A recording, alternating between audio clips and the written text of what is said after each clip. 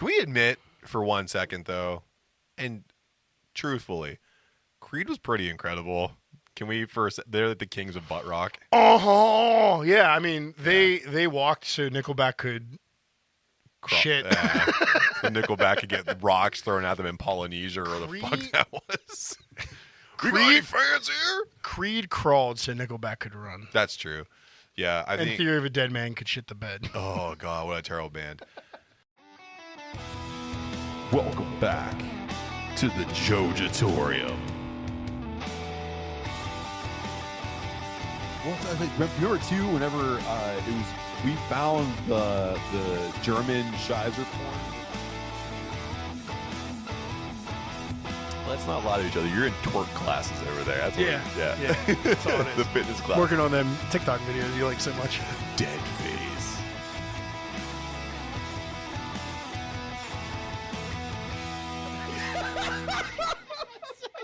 Got right in front of you. Welcome back. You know who it is. It's Adam. It's Matt. We're decaying with the boys. And he didn't leave WWE. He was fired. He didn't leave AEW. He was fired with cause. Thank you, Booker T. He's the cult of personality. Beer Fest season is rapidly approaching its close, but there's time for a banger.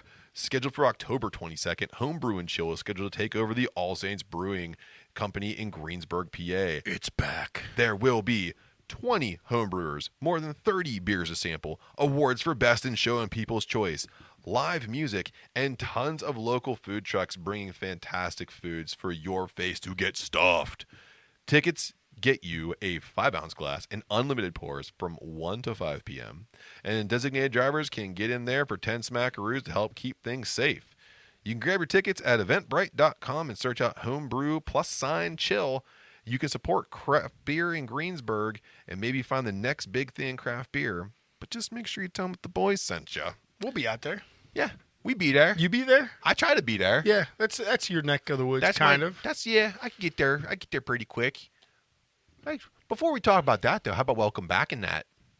I don't know why I'm talking like I want to You drop really that. over-injured it. Yeah, welcome back. I have exciting news for you, Adam.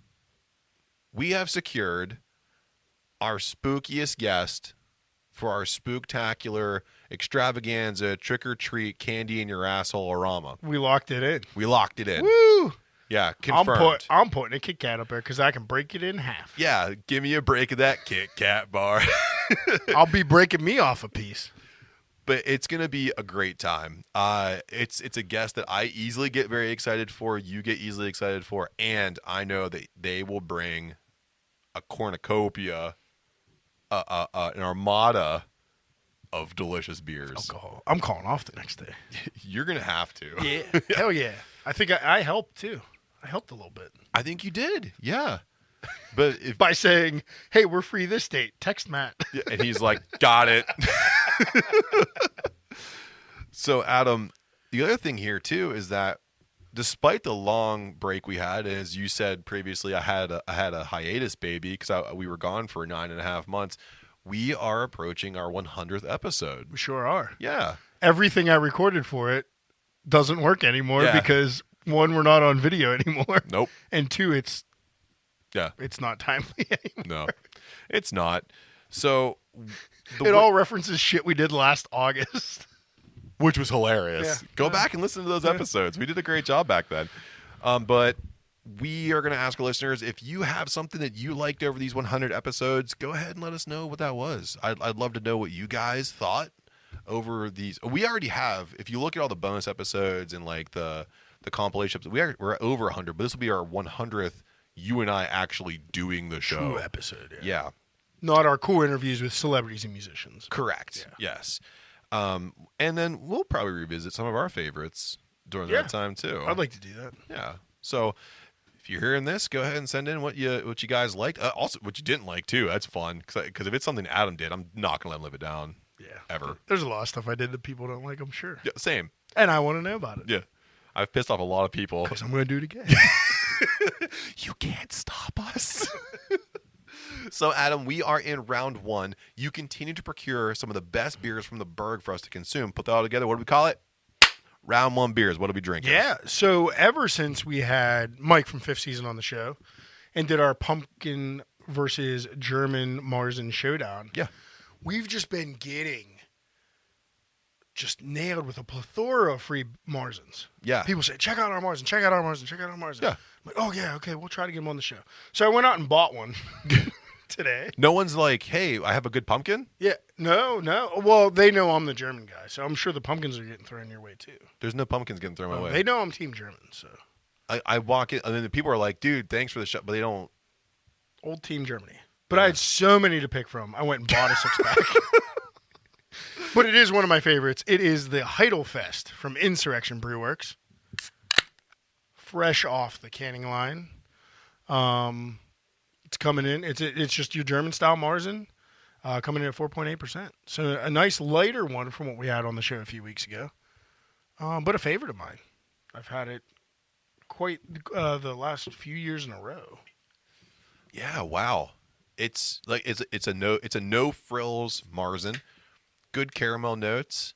It's lighter. It's lighter than some of the ones we had, which isn't a bad thing. Yeah, I think almost every one we had on the show 2 weeks ago was 5.8. This is 4.8. Yeah.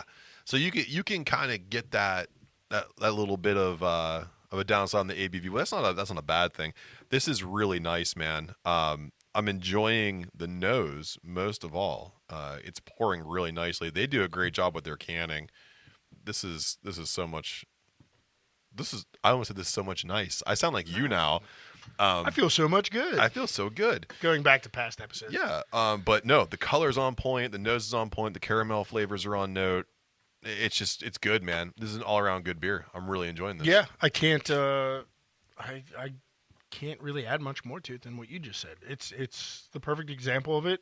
Maybe a little bit on the lighter and drier side of things, but not by much. I think it's right in the pocket, to be honest. Yeah, I could agree with that. If you want to go on Insurrection, I do search around on social media. It's Insurrection Brewing Company on all social media, Facebook, Instagram. I think they're on Threads too. And don't forget, they have some of the best wings in the burg, arguably the best wings in the burg.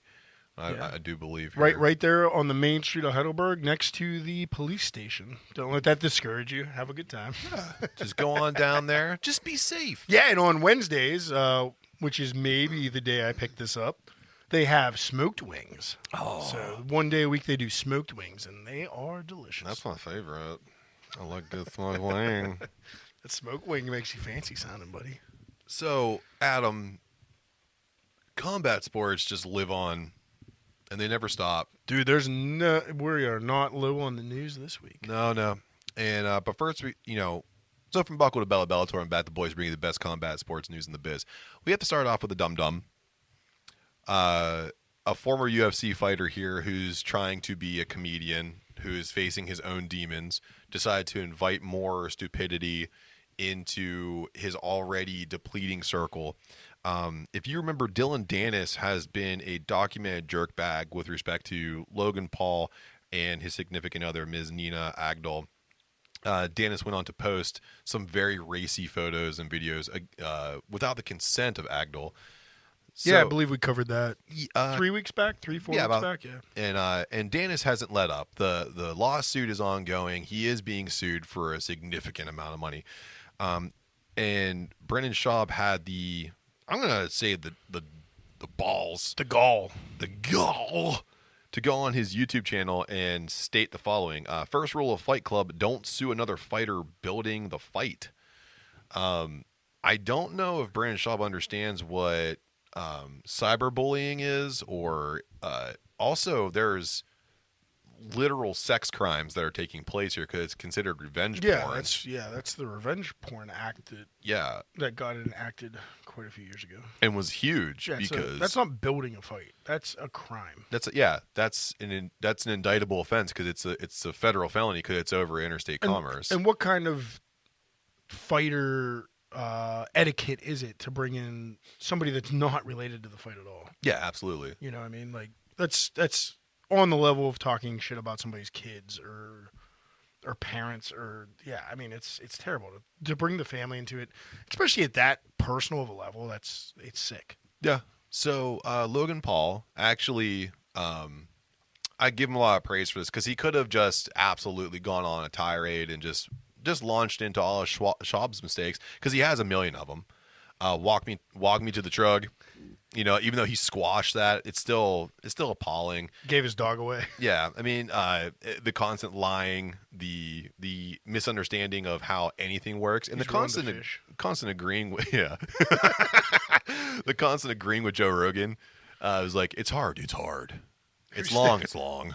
Who still hasn't invited him to his comedy club? So Paul went on X, known as Twitter formerly, to explain that he shared the lawsuit with Schwab before it was filed, and Schwab reportedly made statements about how poorly Danis was acting.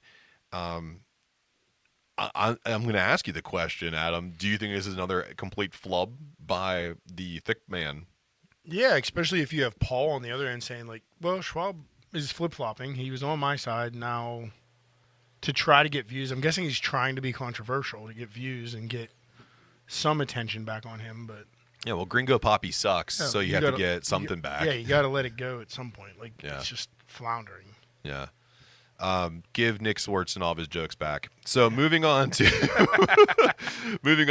another one of the Paul brothers here. Nate Diaz decided to continue to call Jake Paul on his nonsense. Paul was making statements about he and Diaz stepping into a pro fighter league cage for their next encounter. Diaz comes out swinging, denying this, stating that in a translated version, because I won't numb your brain with what he tweeted, that he would fight Paul on New Year's Eve in a boxing ring, and then the trilogy final will be in MMA. The only excerpt I'm going to take here is that one part of Diaz's tweet said, "You need time to train anyway. You suck." There you go. I think it's accurate. I don't know why. Here's the thing. I think Jake Paul did a great job boxing. I think he did a great job taking the fight to Nate Diaz. But if you decide to take an MMA fight to Nate Diaz, you're going to get outclassed. Yeah, you're done.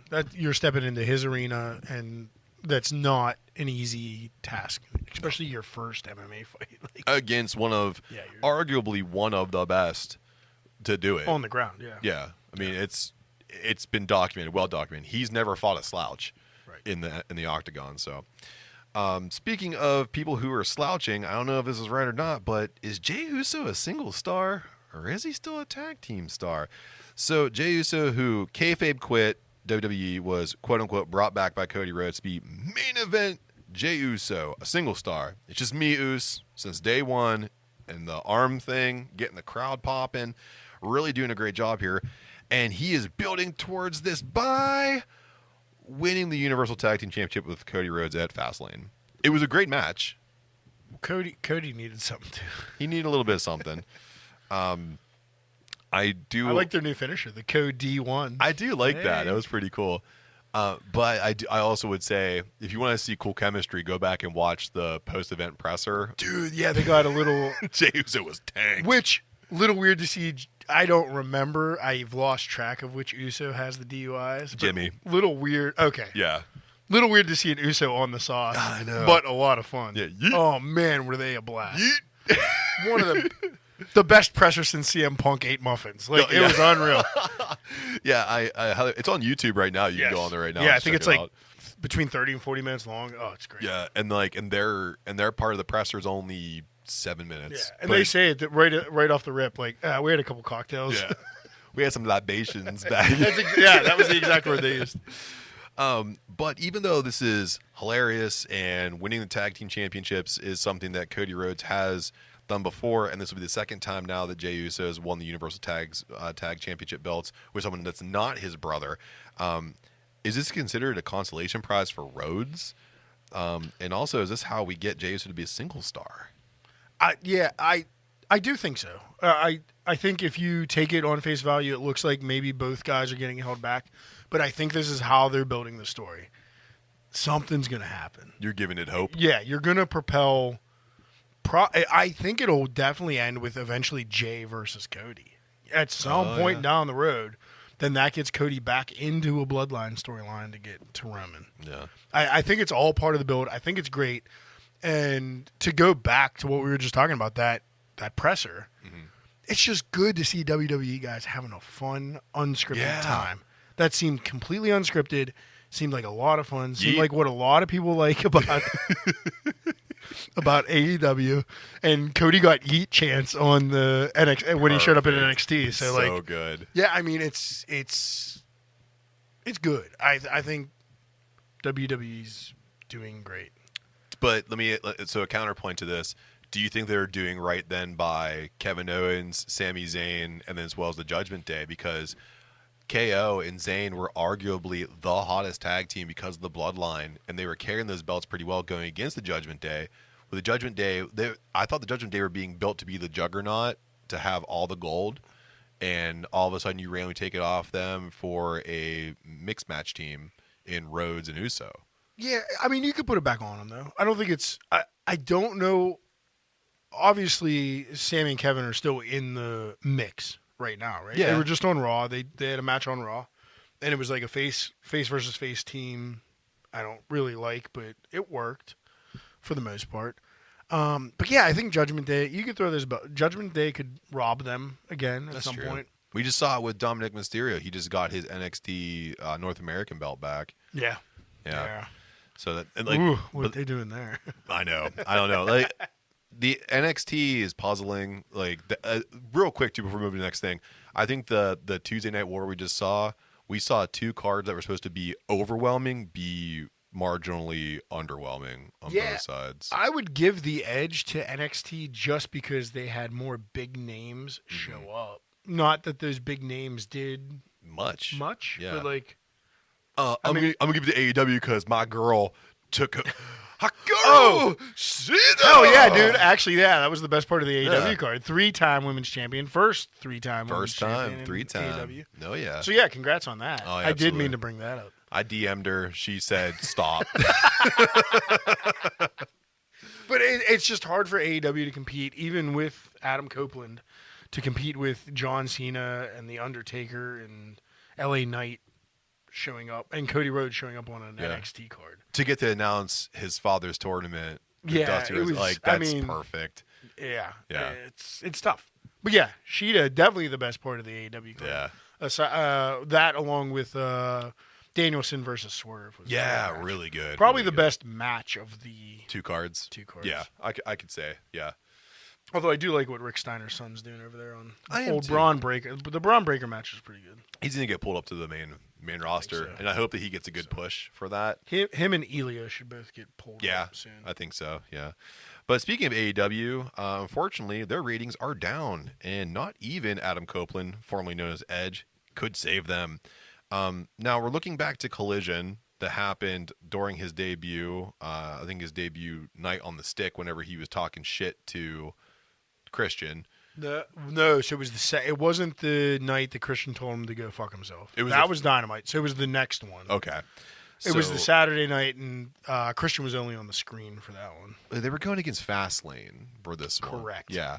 So there's a lot of things here. The start time for Collision was kind of screwed up, and then they were going against Fastlane. There's also a bunch of baseball going on. There's also the firing CM Punk, and then the lukewarm reception for Adam Copeland.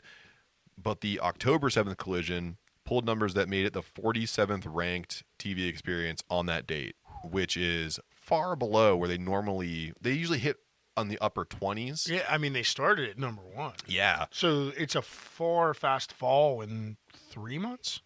Very quick. Yeah. Yeah. And Yikes. you have outside sources saying that it's a CM Punk problem still, which is at the very top of the episode. He got fired. He's been fired. If you're putting all of your dollars on a horse with 3 legs, you're not going to win. Stop it. Stop reinforcing bad behavior. Tune in to Survivor Series in Chicago. Yeah. If he pops there, like, what does he provide? I don't know. There were reports early this week that he's going to show up, or that him and WWE are in talks. Yeah. And then I heard, as of this morning, those talks have been ended. They should be. Without him coming in. Yeah. So who knows? They don't need him. That could be them keeping the surprise open, but that would be. I mean, it's just fuel to the fire for WWE. It is. Even if they only use them for 2 months, it's that one. They'll get that pop at Survivor Series, leading into Rumble, into Mania, and then so the middle finger to AEW. Yeah. You sign couldn't wrestle. Sign them for 6 fucking months. That's all you need. Yeah. So Adam, I know it's a very loaded question. How do you fix Collision? How do you fix AEW Collision right now? I don't. The problem is you got you opened Collision up because of CM It's on Punk, his back. and now he's gone, and now you don't really need that show, Yeah. and you're stuck with a Saturday night show in a pretty good slot, I would imagine. I don't watch a lot of TV on weekends, but some people watch TV on Saturday nights. People with kids, like, hey, kids are in bed, yeah. I don't know how you fix it, but it is obvious. Like, you see that Collision crowd, and then you throw on Raw on a Monday, which I don't pay a ton of attention to, but the crowd is always there. They're shooting that arena from the top. You can see every seat filled. Yeah. It looks better than a lot of the Dynamites, let alone the Collisions. That's true. And again, in person doesn't translate to what you're getting watched on TV. But other than the very first Collision, I've never watched an episode. And it's just not a draw to me. And I don't know what they can do. You almost have to go exclusive rosters, maybe. Yeah, like to a be like, brand hey, split. if you want to see Swerve, you got to watch Saturday. Yeah. But then I don't know what you do with Rampage. Rampage is just then the stepchild. That's the Sunday night sitting heat. there waiting for mashed potatoes. Yeah. Like, Mashed potatoes are so good. you don't know what to do. So good. Yeah, but there's French fries, and then everybody ate the French fries. You're stuck with the mashed potatoes. I'll eat the mashed potatoes. Shove them in a pierogi. I'll eat 'em. I'll eat anything But, in a pierogi. I don't know what you do. You already had Rampage that wasn't doing great, Yeah. and then you added a third show. I just think you have to develop better storytelling. Yeah, it's the problem when you. That's exactly what I was just gonna say. It's Yeah. the problem when you have more money than you have writers. Yeah. And that's the problem. And you're getting great storytelling. This Adam Copeland Christian storyline can be great. Yeah. If you don't rush into it and do it in full gear. Yeah. You got to stretch it out. Somehow. I don't know how. Put the title on Danielson. I don't fucking know what you do.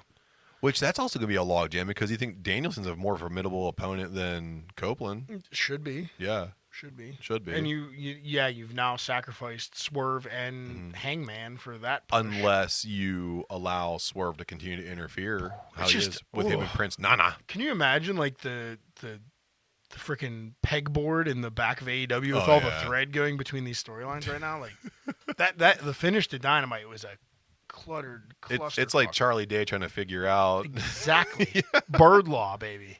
You know what I mean? Like it's very nuts. small hands. So Adam, we are. But I don't have an answer. Yeah.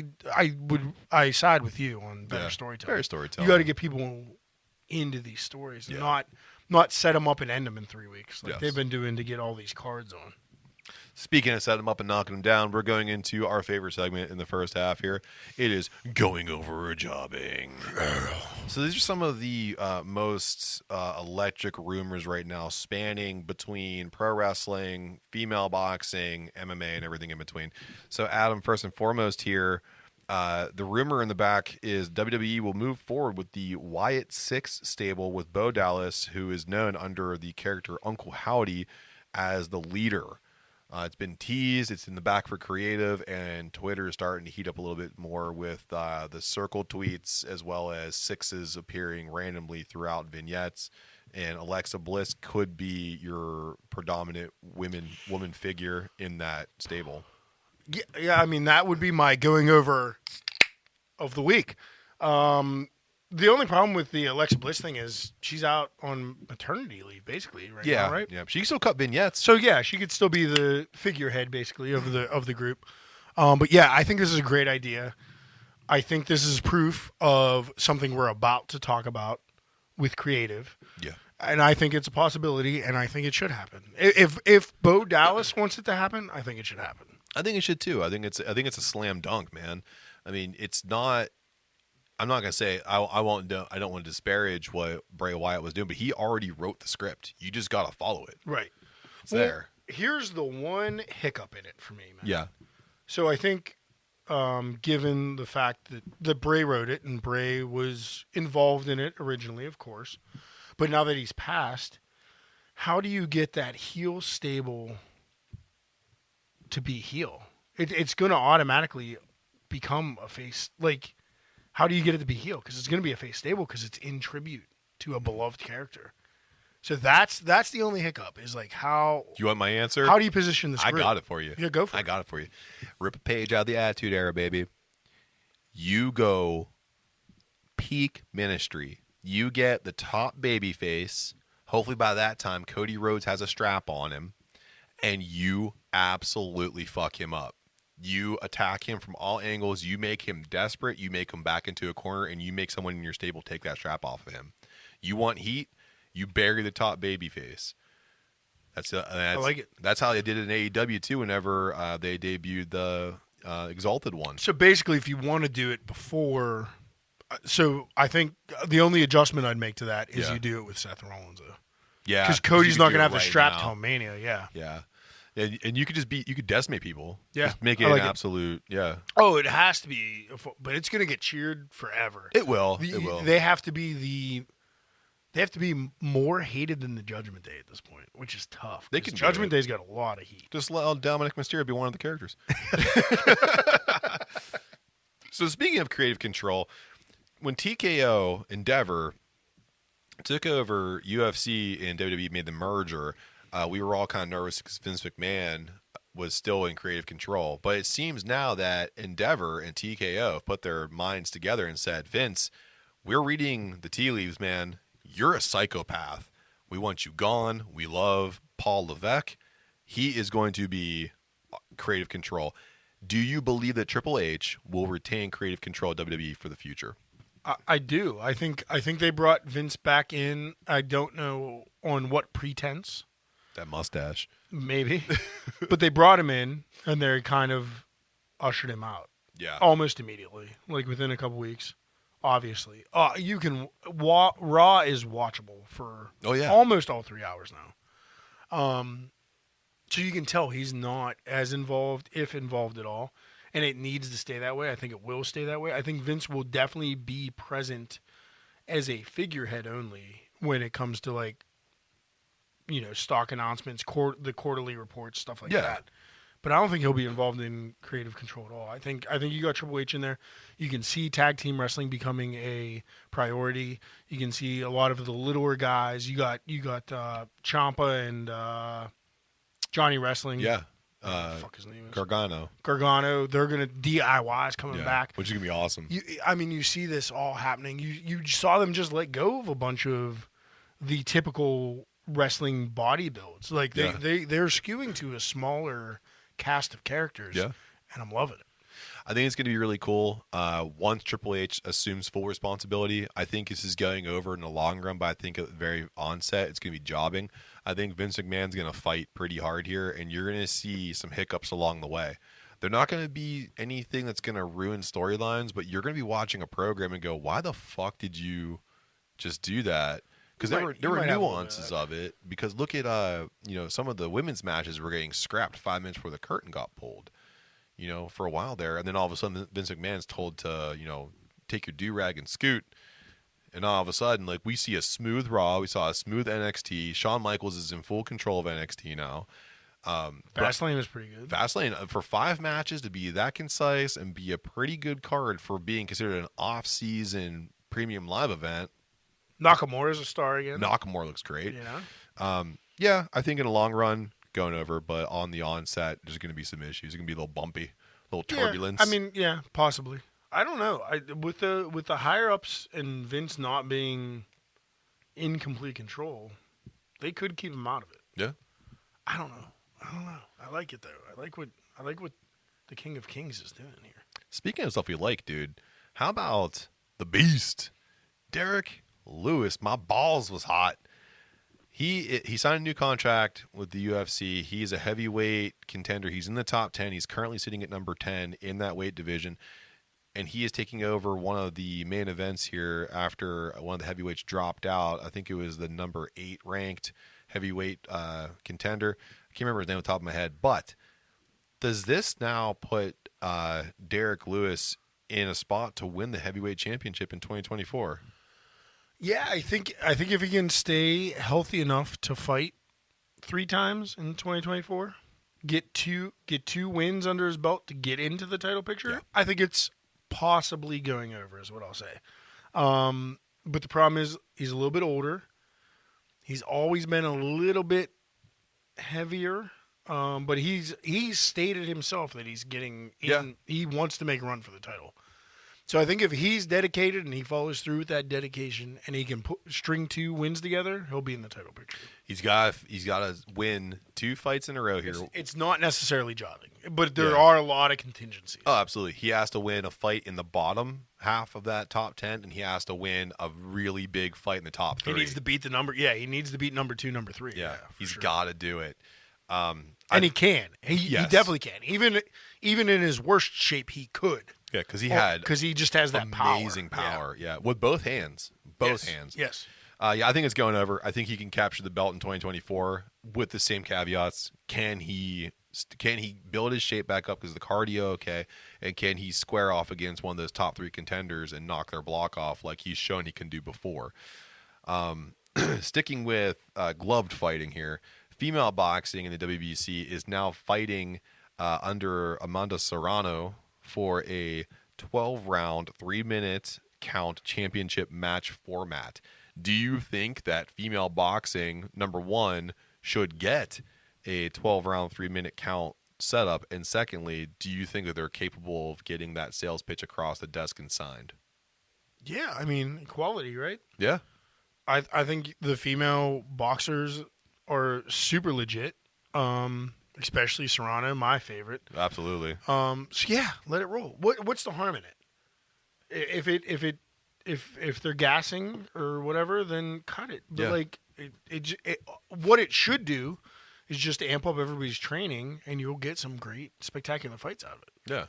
So yeah, I'm totally going over with that one too. Yeah. 4 for 4. So yeah. For me, that's weird. I think they're going to face a lot of tribulation whenever they first try to put this out there. I mean, boxing, MMA. Predominantly male sport. Yeah, so they get a lot of ignorant hate. But They do.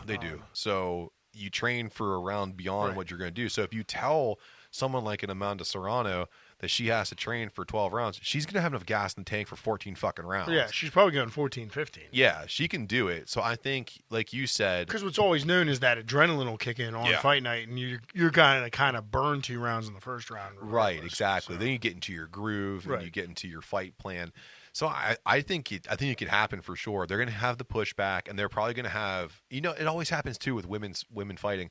They'll have one of those matches where like, you see how they gassed out? Look at that one time. They can't do this. And meanwhile, everyone else around them is putting on good fights. But put it to the percentage of male boxers that are gassing out too. Which you see on a nightly basis. It's not gender specific. Like there's male boxers that gas out all the time. That's part of the strategy of the guys that have a good gas tank is to wear out the other dude. Absolutely, Look, and that just builds in that strategy for these female fighters now. Mm-hmm. If you got the cardio, you got the endurance. Yeah, do it. You can finally get into that idea of, do you have knockout power or do you have the gas tank? Right. Can I outlast someone who's a power puncher? Right. And those are my favorite matchups. Yeah. Dude, like Chris Cyborg, when she won her last match, she had the advantage of, it's a 5-round match. I have to come out here and absolutely blast this motherfucker for 3 rounds. And that's what she did. She came out and straightforward, chin exposed, and just threw haymakers, and it was just overwhelming. And even though her opponent, who was overmatched in size just a little bit, couldn't have the time and space to get away from the conflict and significant punches. Yeah, you're absolutely correct. It makes the combat better because that power fighter who knows they can't last 12 rounds is going to try to end it in 5. And the cardio specialist is going to try to stretch it out. Absolutely. It's a clash of styles that I love to see. It's a beautiful setup. Whether it's regardless of gender, I love to see that clash. So absolutely. That's going over for me. Last but not least here, number 5, AEW will actually book Wardlow the right way this time. The War Dog is back. He has 2 squash matches under his belt. Matt Sydal was the latest victim. He's thick with 5 C's. Yeah, he got that 5C ass. He just killed Sydal. So I felt so bad. I love Matt Sydal. So I was watching it last night, and I went, "Oh, they're squashing Matt Sydal." No, I didn't know he still had a contract with them, but yeah, he does. So he's part-time AEW and he's full-time ROH. Oh, nice, very nice. Okay, that makes sense. But do you think that AEW will finally book Wardlow the right way this time? Well, we have to have one over. That's jobbing. They're going to fuck it up again. And I hate saying it because he's, local, tri-state area for us. He just doesn't have the it factor. He doesn't have the charisma. Yep. He had it. And yeah. the booking destroyed it. Yeah. And then, there was no way to get it back. And I don't know if you can get it back because now he's coming back and he's blander, in my opinion. Yeah.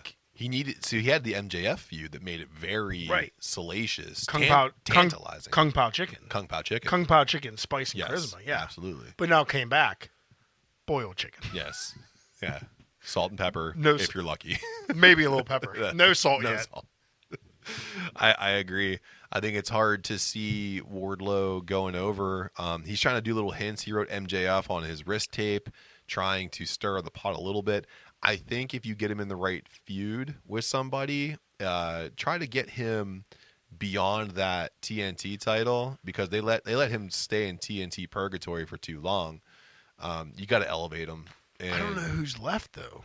What's the he can't his best program to elevate him was Hobbs, and they already did it. Yeah, and they made that just terrible. That was terrible, and it wasn't a bad match. But it didn't go anywhere. I thought it was bad. They both men are so much more capable of what they displayed during that time that they just okay, even though you guys have shown feats of incredible strength and agility, we want you to be two meaty men slapping meat, and then we're going to let you bang out for 8 minutes, get the pin, roll the fuck out, we're done.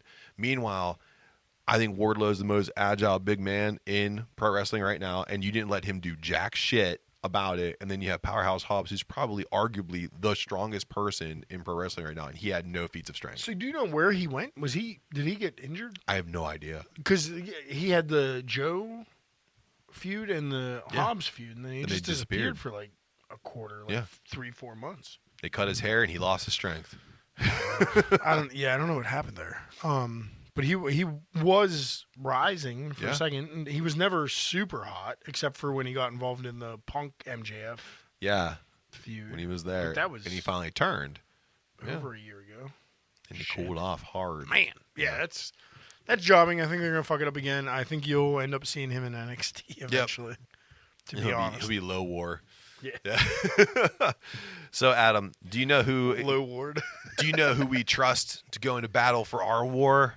Our fucking sponsors. We don't have any sponsors. Then our friends. Our friends that also do what we do in the podcasting world. But if you pay me, I'll forget about my friends. You charlatan. Yeah. So if you support our friends and you support us, and when you support us, we can do some pretty cool stuff. So we'll see you on the other side.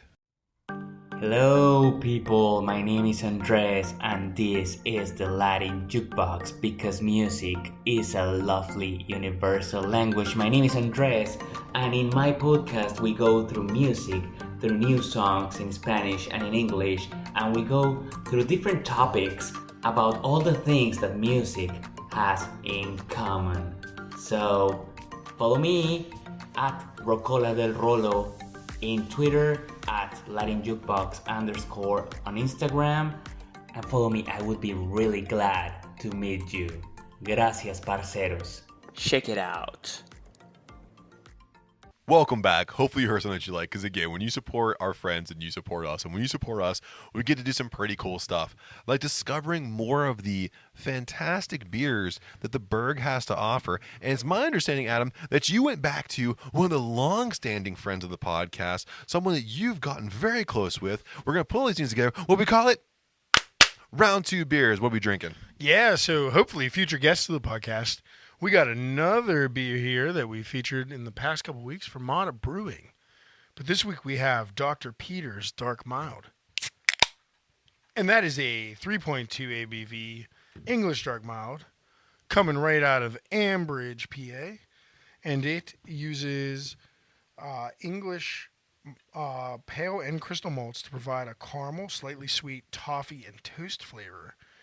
Along with the yeast that provides a mild fruitiness to just give you a light yet dark, a light taste, but in a dark beer for these fall months to enjoy a nice football game. Basta. Wow, dude. And you know this is one of my favorite beer styles. I had it on draft. I've not had it in cans yet, but here I go. Sound effects. Yeah.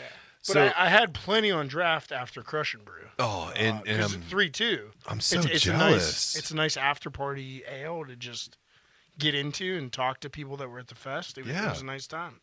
The label's cool, and what it does here too that I really like is that the description's beautiful, and it gets more in depth into what what went into the beer. But however, when we look at the front of the label here, underneath the picture of this wonderful top-hatted man, it says caramel, toffee, and toasty. And I couldn't describe this beer any better than that. It is packed with caramel notes, toffee notes on the back end, and it is a toasty boy. English Dark Milds are easily one of my favorite styles to drink because of the low ABV, and you can just really kind of sip on them, have fun with your friends, and talk shop, not get too tore up, and just low ABV, high flavor profile, just all around good. The nose is great, the color is great, the taste is great. So the thing I like about a English Dark Mild that you have not mentioned yet, and I want to see if you get it now that I mention it. I like when you get a plum or a raisin note off, and that's coming from the yeast. And in this one, I get a big raisin note, and I love it. Along with the toffee, toasty, caramel notes. You get that. And it's crazy to get all these flavors in something that's 3.2%. Absolutely. And that's the magic of an English Dark Mild. And a lot of other English ales. It's just kind of what you get if they're done well. Yeah, people kind of sleep on the English style because they think of some other lagers that kind of come across as very universal in flavor profile.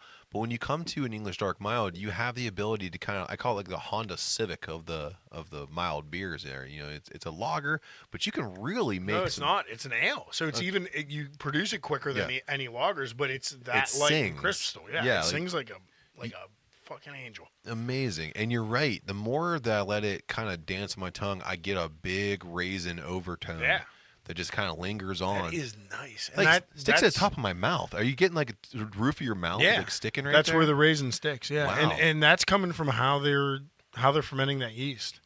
Yeah. You gotta treat the temperature right to get those subtle notes out, and they nailed it. Yeah.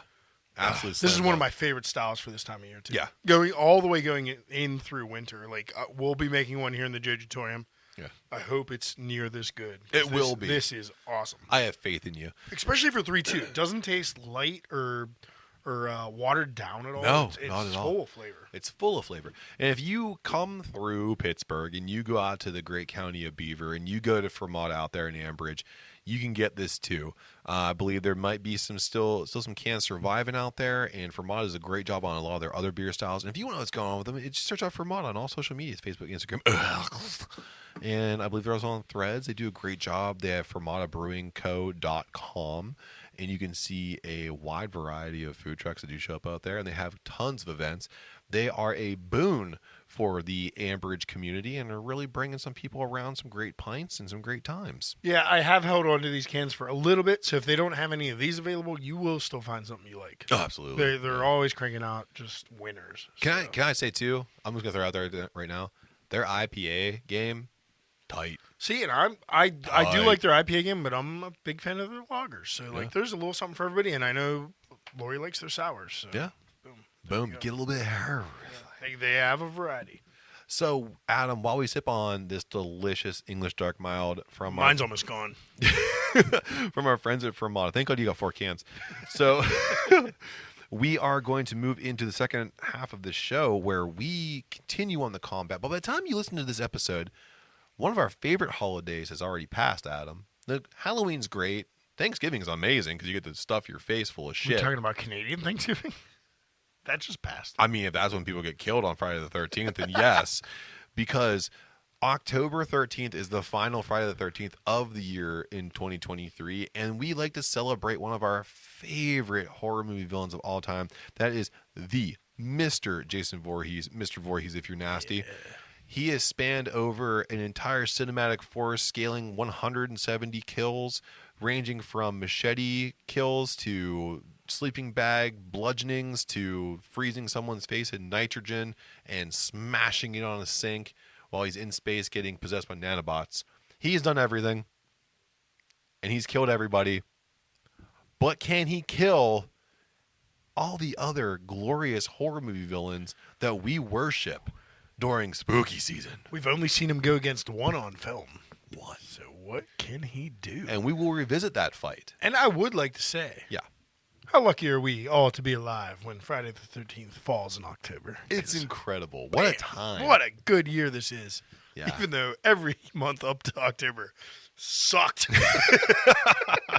But October's making up for it. Hell yeah, it is. So, Adam, what I want to do here is I want to take the king of the machete swing with his 170 confirmed cinematic kills, and I want to pit him against some of the most iconic killers that ever graced the silver screen.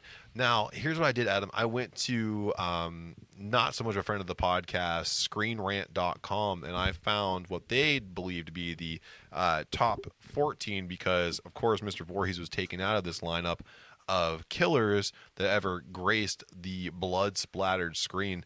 So, Adam, I'm going to pitch it out to you. I'll tell you who it is, what movie they're from, and how many kills they have. And let's you and I decide if Jason Voorhees can take this motherfucker or if he may fall victim. All right, so we're going battle to the death. Battle rules. to the death. Yes. All right. And it's based in... Crystal Lake Deathmatch rules. Correct. And it's based in the world of the incoming Of the opponent. Yes. So the opponent's always home team. Opponent's home team. Gotcha. Jason Voorhees is going out there to do some away work. Gotcha. I feel like that makes it fair for most of these. Absolutely. Without knowing who they are yet, he's pretty dominant.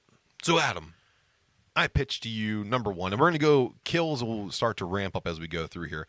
We're bringing in, starting at 20 kills, coming to you from an Alfred Hitchcock vehicle, Mr. Norman Bates from Psycho, the original Psycho. Do you think that Jason Voorhees can take Norman Bates in the Bates Hotel? I do, because Norman Bates isn't a very aggressive killer, so he like kind of relies on somebody to get emotionally involved and like kind of dramatically attached, and Jason just doesn't have that Correct part of his brain. Yeah. So he's coming in and just bludgeoning, and Norman's not gonna. He doesn't have time for your dead mom, Norman. He's just gonna start hacking. He's like, I'm gonna throw my mom at him right now. Yeah. Hurry up. I'm going through room 1, 2, 2B. They're all. Everybody's getting killed. Yeah, I don't see. It's all vacancies. Yeah. At the Bates Hotel. Yeah, Luke Wilson, where you at for no vacancy too? Come on through for that one. Also, too, I want to say that for everyone we're going to mention here, one of their movies in their anthology is available for streaming either on Tubi, Netflix, Prime Video, or HBO Max. So as we're naming these things too, you can actually go and check out one of their movies. Yeah, I mean, Psycho's great. Psycho 2 almost made my list last week. So Yeah. go check them out. Beyond that, be careful. But yeah, tread lightly. So coming in number 2 here with 22 kills, he is the man behind the mirror. It is Candyman, in the original Candyman from the 90s.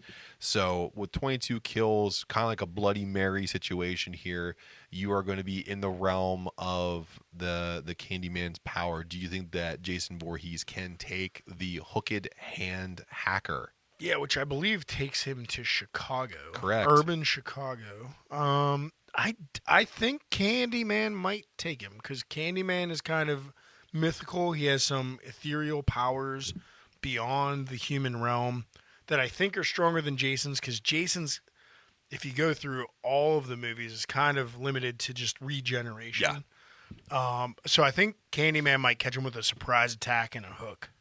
You know what I mean? Like, in a lot of the movies, he pops up behind you and just, whoop, before you know it, you're gone. That's true. And he's a strong, powerful fellow, and one of my favorites. So I think I'm going to give the win to Candyman on this one. That's kind of a tough one, and I think you're right here, because if you look at the way that Candyman cerebrally picks apart his victims, it's not as strong as Norman Bates, because eventually he gets frustrated and just goes in for the kill.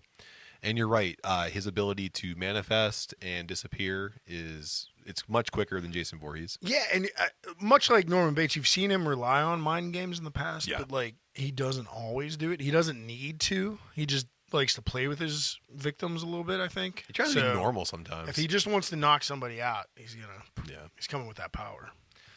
So, Adam, we're moving into number 3 here, and this one might break your heart. Coming at 31 kills, part of one of the most psychotic families of all time, it is Leatherface from the Texas Chainsaw Massacre series. 31 confirmed kills up until the new iterations in the early 2000s. Leatherface is known as one of the most chaotic killers of all time. He has the mind of a child but the body of a man. Master Blaster. Can he kill Jason Voorhees? So you're going to have to help me out with this one, Matt. Yep. We're going to Texas, and it's big men banging meat. Slapping meat. Slapping meat.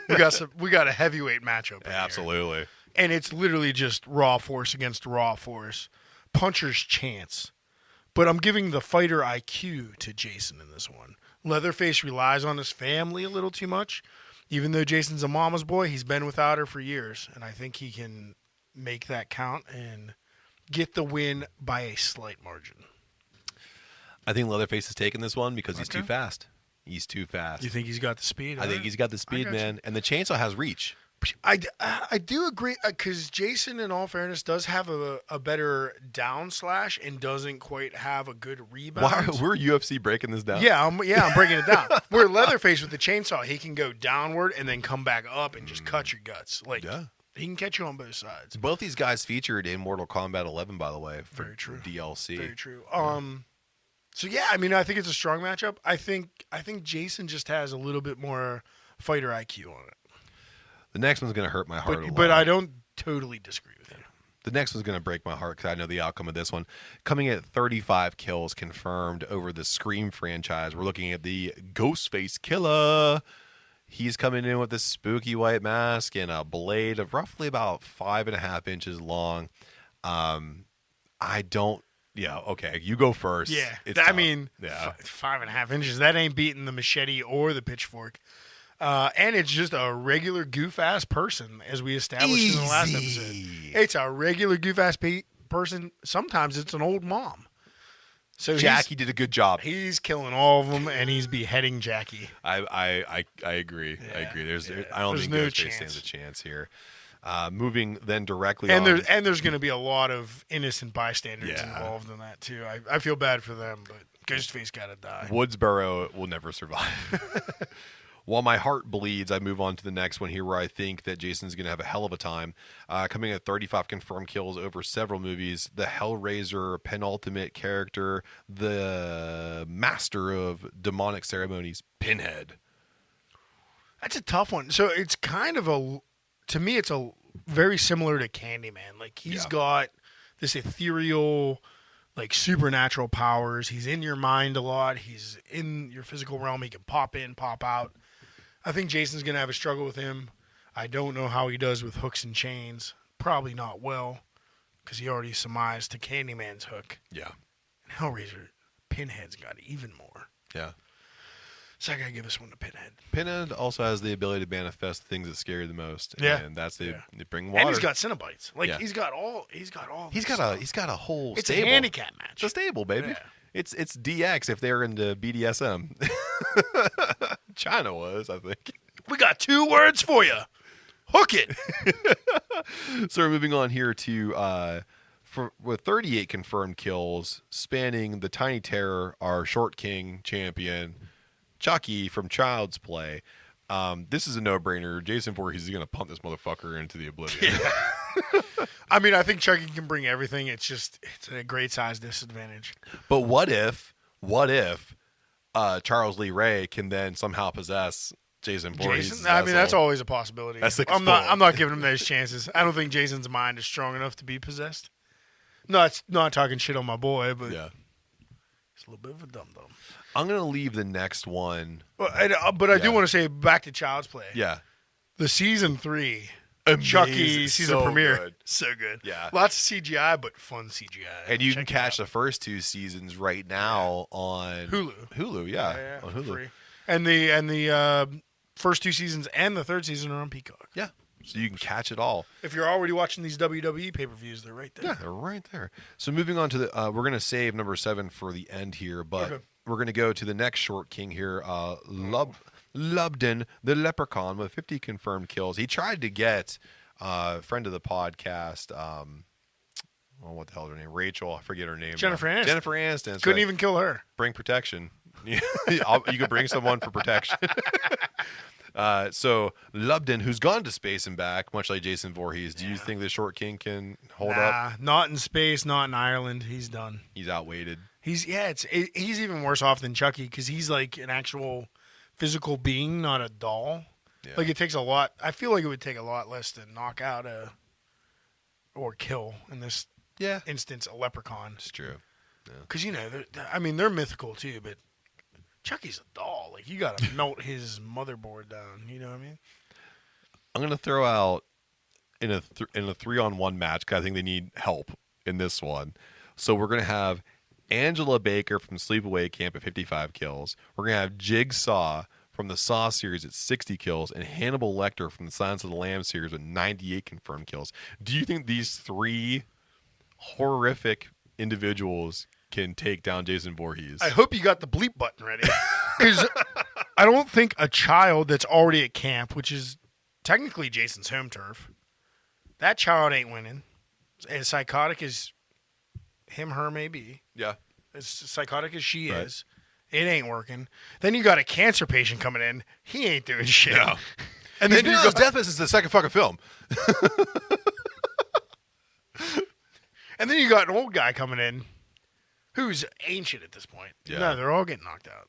3-on-1 handicap match. Jason's still winning. Yeah.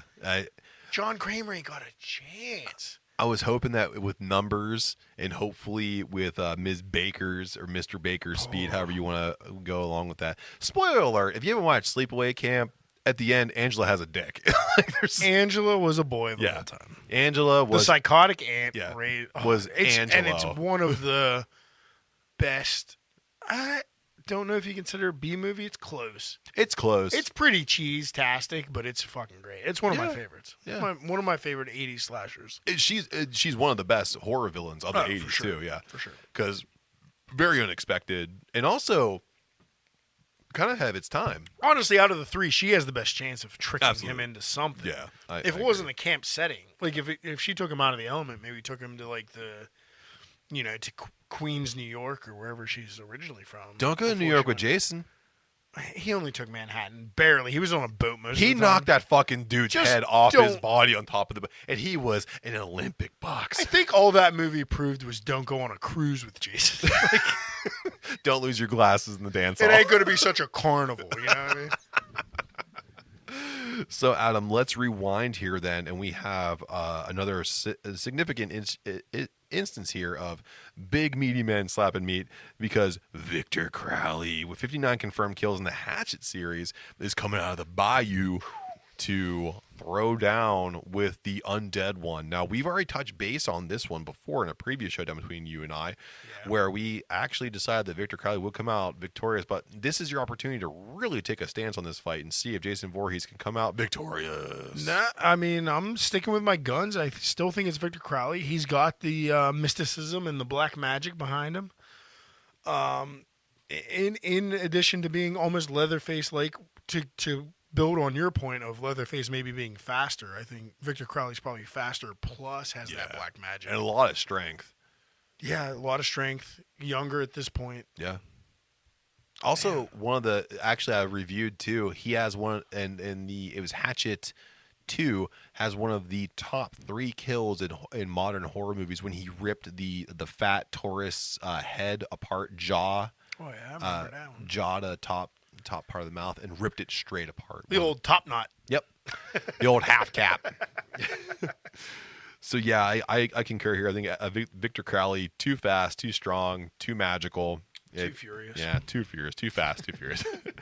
So Adam, I know I'm going to pitch this one to you, and you're going to want to hope that Jason kills the shit out of him.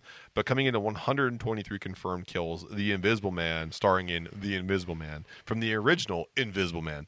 The reason why he was so vicious is because he was so enraged that he couldn't be seen. What say you? I love my boy Jason. He's a strong boy. Yeah? He ain't a smart boy. Nope. And I don't think he can kill what he can't see. It's true. I hate to say it, but he can't kill what he can't see. And so I think the Invisible Man might take him. The only reason why I say that you're almost right. It's an unfair advantage. He would have to get a strike in that would hit a major vein to color the Invisible Man red. But I don't know if he even gets that shot. Well, the Invisible Man has quite a denotation of being able to be found, because if you remember the lore of the Invisible Man, he cannot take off his glasses, because if he does, he'll actually turn inside out. Oh, my glasses. Yeah. Oh, no, my shades. If he takes off the gigantic scientific Doc Brown goggles, he will be sucked into his own body in an infinite loop of just destruction. So he has to leave those That'll on. make you come. So, and that's what the Invisible Man is trying to avoid. So if he leaves the glasses on, he has a floating set of gigantic goggles that Jason has a huge target for. So I think Jason can still win this match. Okay. I like your point. Tell me more about how the Invisible Man can come. I'm just thinking about sucking myself into my own asshole right now, so I don't know, dude. The chocolate starfish and the hot dog flavored bottom. Keep on rolling, baby.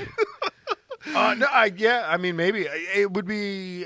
It all depends on Invisible Man's fight plan at this point. Keep the glasses on. It's all about training. Yeah, you got to train. You got to train for the opponent.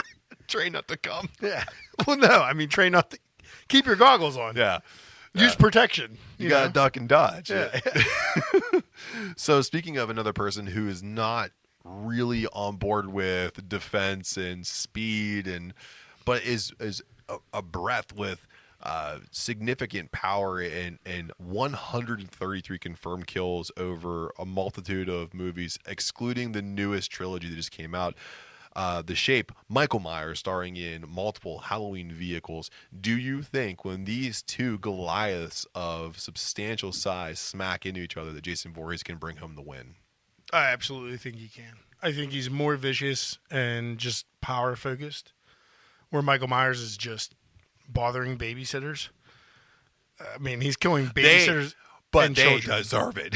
I mean, as soon as he comes against law enforcement or a psychiatrist, Yeah. he gets He shot. crumbles. Yeah. Yeah. He doesn't do good against bullets. He's not going to do No. good against Jason. Dr. Loomis shooting shapes.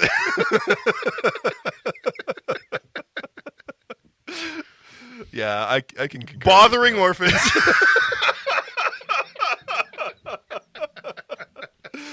Yeah, I concur with that. I think Jason takes his one home. I think he's a bit too vicious, and Yeah. and his motivation for murder isn't as linear as Michael Myers. Right.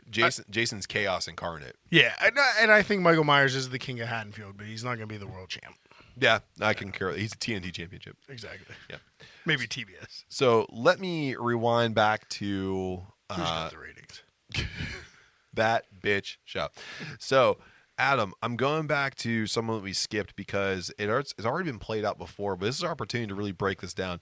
The king of nightmares, Freddy Krueger, coming in with 39 confirmed kills, excluding his newest vehicle that came out in 2010, which we've agreed on multiple occasions isn't the best. Do you think the king of fright can take on the king of the camp? The king of might. Yeah. Yeah, I mean, I think Freddy Krueger's taken this for what we said in the past. Like, Jason's fighter IQ, pretty low. And I don't think he can figure out how to kill Freddy. It took a bunch of smart teenagers a lot of effort to kill him. Yeah. To pull him out of the dream and True. kill him. Yeah. So it was tough. I mean, and even in Freddy vs. Jason, he had to rely on those stoners to do it. So Yeah. he couldn't do it himself. He needed the stoners. That Jason Mewes stunt double. Yeah, couldn't do it. Rey Mysterio jumping all over the place as Freddy. Man. It was such a cool cast Yeah. for that one. No, but yeah, I think Freddy's powers just outweigh Jason's, sadly, because Jason's my dumb good time, where the Nightmare on Elm Streets are definitely better written movies. But we're not going movie for movie. We're going on the characters. So here's Freddy. my pitch to you. Yeah. If there are no teenagers to help bring Freddy into reality, and Jason can just not sleep and bring him around, Jason just outweights him. Like, Yeah. just, Freddy, I'm just gonna go sit in the lake. I'm just gonna go sit. I don't need no sleep. I You see what I just did to that Invisible Man? wrecked him, bro. He tried to come and I stopped him. Yeah, no, I think if Jason just never goes to sleep, which he doesn't need to sleep, that he'll never bring. I don't know if he Kruger around. sleeps. There's no way he sleeps. He doesn't like when you sleep with somebody else. I know that. That's true. That's one of the tropes. You knocking boots, he's knocking machetes. Yeah. So like, don't be out there philandering. You want to keep that in your pants. So I think what we see here is that Jason's a formidable opponent to most people. However, we can see that people that have more ethereal backgrounds can give him a run for his money. I'd love to see, of course, we talked before about A24 or trying to acquire some of the rights now to the Friday the 13th. They already got it. Yeah, and Right? now trying to get Halloween. We could see the next matchup between two of the They Goliaths. got the of Iron Horde. Claw. What if you put the... That'd be sick. That'd be a good time. So, Adam, we're moving on to your favorite, and I promise you I won't cut it out of this episode. Woo! Questions from the internet. Adam, I have to... Favorite? I know, and I won't cut it out this time, I promise.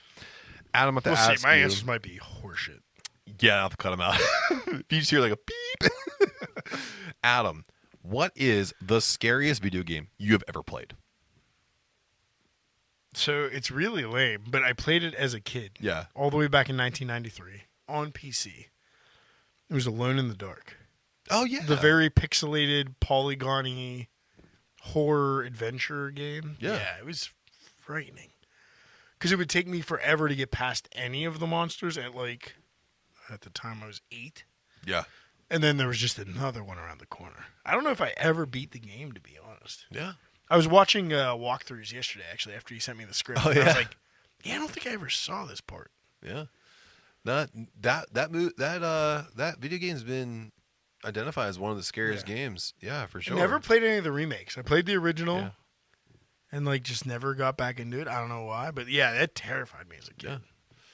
And much like you, a game that I was able to get my hands on because I had really cool friends that let me borrow their stuff. One of the games that scared the absolute shit out of me was Fatal Frame, the initial Fatal Frame movie, or not movie, like a video game. Are you familiar with this? I remember hearing about it, but I've never played it. So you are you're a female protagonist, and you have a camera, and the camera is used to capture the spirits of ghosts, and it's the only way you can defend yourself from them. So you actually have to focus into first person to capture them on camera. So you have to face them. So it's just a shit ton of jump scares. Absolutely, it's never ending, and as they get more powerful, they get more cunning. It was a very smart game engine, and dude, and it kind of fell off a little bit. But Fatal Frame 1 absolutely scared the shit out of me, man. Sounds fun. What do you remember? What console that was on? PS1. All right. Yeah, PS1, man. My old friend David let me borrow his PS1 and Fatal Frame for a week. And just be like, check this out. Like, dude, you have to play. You this know game. that's important then. Yeah. He trusted me with that and his and his Led Zeppelin tapes. Yeah, go on white trash. So There was no marijuana involved. None. Adam, what is a movie recommendation that you give people to absolutely weird them out? So weird them out, scare them. Well, however you want to interpret that, I guess. So I'm gonna try to freak you out. Yeah. If you're asking me for something like, hey, what's the worst thing I can watch? Yeah. It's Martyrs, by far. That's it? Yeah. Yeah, Martyrs. Don't you dare look at the American version. Oh yeah. You need the French version. Watch it all the way through. Keep your arms at your side and just try to watch that shit. Yeah. It's a roller It's a coaster. tough watch. It is. But if you want a peek of what it takes to freak me out nowadays, that's what it is. I still can't watch it comfortably. So Adam, number 3. What is your most useful? I just realized the discovery, much like I was today's years old when I discovered this. Like a realization. It's nothing monumental for me, but I have realized in personal and professional life, if you just shut up, if you want to know some information, if you just shut up and let the other person talk, they'll eventually ramble themselves into what you want to know. Absolutely. Yeah. So instead of continually asking the question, Just let them get it all out. Just Yeah. stay silent, and they'll just get nervous and keep talking. Oh, And yeah. eventually you'll get what you came for. It's the idea of uncomfortable silence. Yeah. Who breaks first? Yeah. If you, I've been using that a lot this week. yeah, it is a. Not on this podcast. Oh yeah, no. We got to get sponsored. If we sat here in silence for that long, we would get nobody to listen to You're us. just like, Jason Voorhees versus Annabelle, what you doing? And I'm just like, what you talking about, motherfucker? Oh man, like yours is actually really profound. Mine are just stupid. Like the arrow on the gas tank thing, like on your Oh, yeah, I learned that a few years ago. like which side field. I'm like, oh shit. So Yeah. I don't have to like just remember, and I can just look at the thing. Or if you're driving down the highway and the exit sign isn't to the right, it's to the left, then you should know that your exit's to the left of the highway and not Does the that right. Makes sense, yeah. And the other thing I would say is probably it sounds stupid, but it's something that I've heard another comedian say. I don't have to put my shoes on first before I put my pants on. I can put my pants on first before I put my shoes on. Wait, you always put shoes on first? Yeah, Oh, you're a psycho. How do you get your feet through your pants? ballerina toes. No. Point your No. toes. First Pants position. first. You're a weirdo. Well, now it's pants first. That's creepier than Serbia. But I'm 37 years old now. For 36 and a half years, I've been doing shoes first, then pants. I learned you can mute your microwave recently. Get the fuck out of here. If you hold the number 2 down for like 5 seconds. On most microwave If brands. I go home and hold the 2 down and it starts saying really terrible things to me, am I going to call? You can yell at me. But like literally, yeah, so like when you hit the buttons, it won't beep. And then when Yeah. it's done, it also won't chime. So if you're just heating some late night dino nuggies up, What's this witchcraft you're talking about? you won't wake up the family. I'm going to use it tonight. I did. I just saw it on social media. So we'll see if it works. Well, I haven't tried it yet, so I didn't bring that as my answer. But well, to bring something a little more current and I'll do not as dumb. yeah, I wanted to dumb it down for you. No, thank you. I appreciate that. I need a lot of instruction. But do you know what our listeners need, Adam? Sponsor. We need sponsors. We Well, all need no, sponsors. No. Listen, we are not our own listeners. Oh, they need to know what's on tap and where to find us. So, what's on tap? Where can you find us? There's nothing on tap until November. Next podcast we'll release that. Consumption. Schwartz beer on the way. But we are set for October 22nd, as we said at the top of this episode, for Homebrew and Chill at the All Saints Brewery in Greensburg, PA. We are bringing a cream ale and the pumpkin roll stout to that event. And then we have Brewing for a Cause on October 28th at the Energy Innovation Center. And we will also have the Shat Face Pumpkin Roll Stout along with the Jason Sleeping Bag Toasted Marshmallow IPA. And that is the end of festival season. So from then forward, you can get whatever's remaining of those 2 beers, plus the Schwartz beer that will be brewed next, right here in the Jojitorium come November. And you can get those beers by following Adam on all social media. That is bash_brew on Facebook, Instagram. And if you want to go on the boys down here in the And Jojitorium- Are you on Threads? Nope. I am, but I don't check it ever. Just like X. You can always go to the boys down here, Jojitorium. We're at DWTB on gmail.com. And then we are on Facebook, Instagram, X, Threads. Threads. Threads. Shredder. Jeez, they just keep Are we changing on it. Grinder now? Is that what you just slipped into? No. We're not going that Coming to far. Grinder. No, we're not coming to. Not coming to Grinder. We can't be on those. You don't promote podcasts on Tinder, Grinder. No, they don't Bumble. have a. Yeah, they don't have a media. They should Portion, though. they should, though. They're like, I'm not here for love or nothing. I'm just here to promote my podcast. We need to start a new app called Slaaaaash. I don't like that. We're gonna have some R&D after this. But we are at Decay and WTB on all social media. Type in social, end it with media, and that's where we're gonna be found. And if you want to know what's gonna happen next, he's got to give us a follow on Spotify and YouTube. So until next time, when we're down here drinking delicious English dark miles and dreaming about the end of Beer Fest season. Until next time. Cheers. Episode 100 is coming. With arms wide open. I'm 6 feet from the edge And I'm thinking, Maybe 6 feet ain't so far down. I just saw Jesus. Yeah. I'm back. I'm back. Back from the dead. I'm back.